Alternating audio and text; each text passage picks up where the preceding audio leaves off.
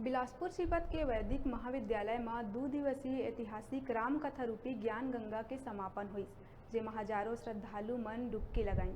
रामकथा में पूर्व मुख्यमंत्री बृजमोहन अग्रवाल, विधानसभा नेता प्रतिपक्ष धर्मलाल कौशिक, पूर्व मंत्री अमर अग्रवाल, सांसद अरुण साव, जिला सहकारी बैंक के अध्यक्ष प्रमोद नायक, वरिष्ठ कांग्रेस नेता राजेंद्र शुक्ला समेत तमाम वरिष्ठ मंत्री मन शामिल हुई।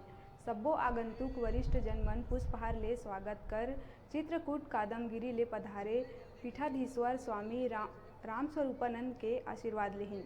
2 दिवसीय आयोजित रामकथा में मेला जैसे माहौल रही। सीपत समेत आसपास के क्षेत्र के लोगन और जनप्रतिनिधि मन आके कथा के श्रवण करिन। मुख्य आयोजक द्वारिकेश पांडे कार्यक्रम ला सफल बनाए बर सब्बो ग्रामवासी, महाविद्यालय परिवार, आयोजन समिति समेत सब्बो प्रबुद्ध जन के आभार जताहे।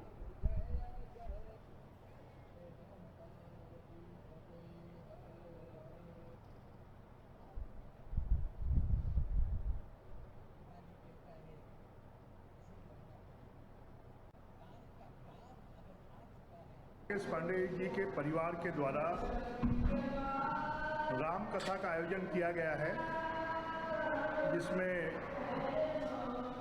पीठाधीश्वर रामानंदाचार्य जी आए हैं और उनकी कथा का श्रवण करने के लिए मैं आज सीपत आया हूं। और आज के समय में लोगों के जीवन में सुख, शांति, समृद्धि और खुशहाली के लिए राम कथा एक सबसे बड़ा माध्यम है।